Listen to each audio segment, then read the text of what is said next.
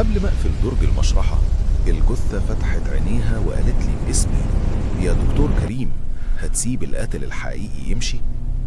أنا اسمي دكتور كريم، شغال في مشرحة مستشفى حكومي في طرف المدينة، المكان اللي الناس بتكره حتى تنطق اسمه. هنا الليل مش هدوء، هنا صمت تقيل، صمت كأنه بيتفرج عليك، وكل خطوة ليها صدى. الليلة دي دخلت لي حالة متأخر. تشريح رقم 17.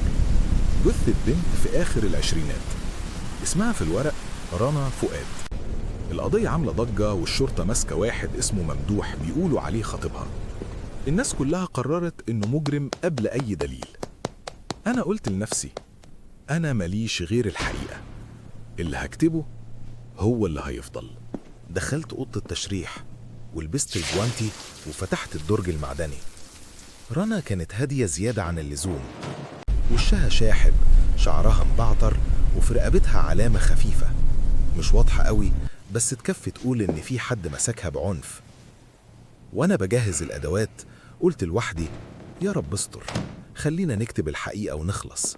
قفلت الدرج نص قفلة عشان أجيب ملف القضية من المكتب. ساعتها سمعت صوت مبحوح طالع كأنه من جوه المعدن: دكتور كريم. اتجمدت، الأداة وقعت من إيدي وخبطت في الترابيزة. بصيت حواليا، مفيش حد. رجعت بصيت للدرج والصوت قال تاني: ما تقفلش. قربت ببطء ولقيت عين رنا مفتوحة فتحة صغيرة بس بتبصلي. قلبي وقع، قلت بصوت متقطع: مستحيل، انتي ميتة. شفايفها اتحركت حركة خفيفة جدا وقالت: أنا عارفة إني ميتة، بس عايزة حقي.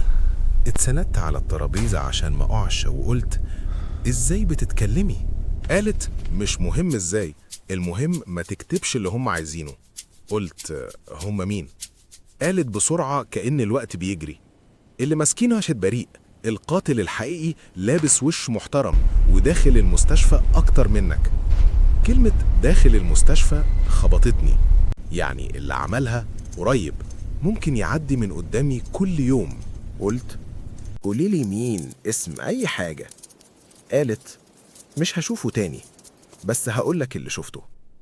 وسكتت لحظة كأنها بتسترجع آخر ثانية، وبعدين قالت: قبل ما الدنيا تسود كان في ريحة مطهر قوية زي اللي هنا، وكان في صوت سلاسل مفاتيح، وفي ايده خاتم فضة قديم وعليه شرخ صغير. أنا حاولت أتماسك، التفاصيل دي حقيقية مش كلام فيلم. قلت: طب إيه تاني؟ قالت ولما اتخنق قال جملة واحدة: اللي يسمع يدفن.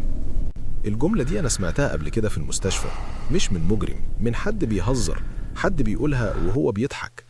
جلدي برد، قلت: مين بيقولها هنا؟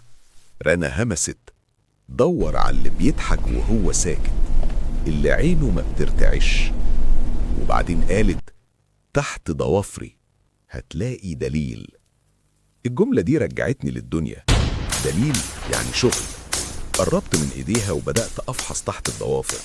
لقيت اثر غامق صغير زي بقايا قماش او جلد. جمعت العينة وحطيتها في كيس الأدلة. قلت لها: هعمل اللي اقدر عليه، بس لو حد عرف قطعتني. هو هيعرف، هو قريب، لازم تسبق. وبعدين قالت آخر حاجة بصوت واطي: ما تثقش في الأمن. أنا بصيت تلقائي ناحية الباب.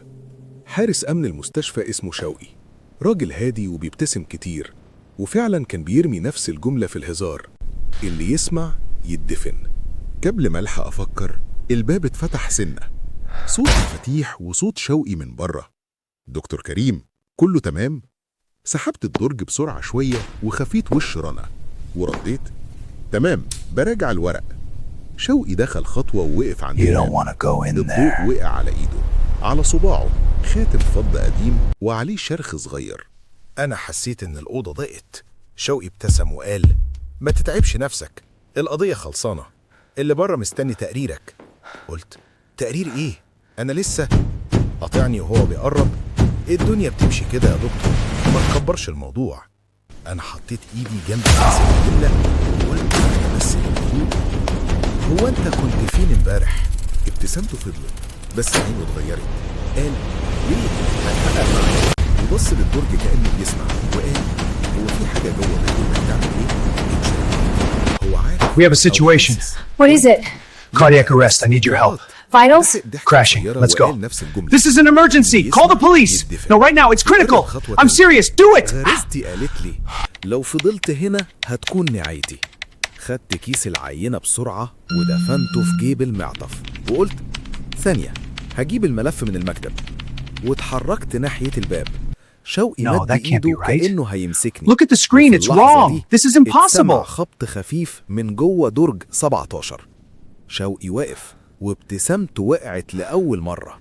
استغليت اللحظة وطلعت بسرعة وقفلت الباب من بره بالمفتاح. سمعته بيخبط بعنف. افتح يا دكتور! جريت على مكتب المدير المناوب. لقيت الدكتورة نهى قاعدة بتكتب. قلت بسرعة اتصلي بالشرطة دلوقتي في خطر. قالت بصدمة خير. قلت شوقي ممكن يكون متورط في قضية رنا. نهى قالت انت بتهزر شوقي طيب. They're close. قلت We need to move افتحوا now. الكاميرات The بس. corridor's clear. فتحت We have to go. التسجيلات لقينا ليلة امبارح الساعة 2:17 دقيقة شوقي واقف عند باب المشرحة ومعاه عربية نقل صغيرة. فتح دخل وطلع بعد دقايق. نهى وشها شحب همست مش ممكن. قلت ممكن والدليل في جيبي. اتصلنا بالشرطة. استنينا ثواني واحدة. فجأة الكهرباء قطعت ثانيتين ورجعت. ثانيتين بس كفاية إن شاشة الكاميرات تسود وترجع على مشهد جديد. باب المشرحة مفتوح. نهى قالت يعني هو خرج؟ أنا حسيت رجلي مش شايلاني. هو كان مستني اللحظة. جرينا ناحية المشرحة.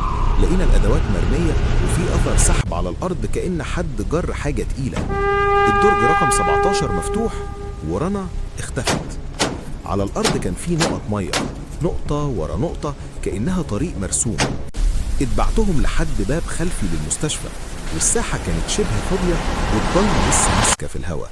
عند الباب الخلفي لقيت شوقي واقف جنب عربية إسعاف قديمة مركونة بيحاول يفتحها. لف وشه ليا وابتسم ابتسامة باردة وقال كنت عارف إنك هتصدقها. دكاترة المشرحة قلبهم طري. قلت وأنا بحاول أثبت صوتي Stop! Get in! Police! Freeze! No! Stay back! هو شافت حاجة مش بتاعتها وافتكرت إن الحق يطلع بالصوت. قرب خطوة وقال هات اللي في جيبك. رجعت خطوة وظهري للحائط. في اللحظة دي نور عربية الشرطة دخل الساحة. Doctor, what شوقي happened here? اتوتر وتراجع. This is حاول all I could يهرب، recover. لكن I'll الضابط need to see نزل that. بسرعة ومعاه 2 وبعد مطاردة قصيرة مسكوه. الضابط سألني ايه اللي خلاك تشك؟ قلت الدليل تحت ضوافرها والكاميرات. رجعنا للمشرحة. لقينا رنا متغطية بجوال اسود جنب الباب الخلفي. كان لسه هينقلها بره. عملت التقرير الحقيقي واتكتب اسم القاتل في حقيقي. ممدوح اتفك حبسه. وبعد ما الدنيا هديت رجعت لوحدي اقفل درج 17. مسكت المقبض وقلت واطي حقك رجع يا رنا. مفيش رد ولا همس. كنت هطلع بس لمحت على معدن الدرج نقطة مية زي دمعة ناشفة. فجأة من الدرج اللي جنبه درج 18 سمعت نفس البحة دكتور كريم. اتلفت ببطء وقلبي بيدق. والأول مرة في حياتي اتمنيت إن اللي سمعته يكون هلوسة، لأن واضح إن تشريح رقم 17 ما كانش آخر واحد هيتكلم. وده كده كان فيديو النهاردة. كان معاكم الراوي المجهول.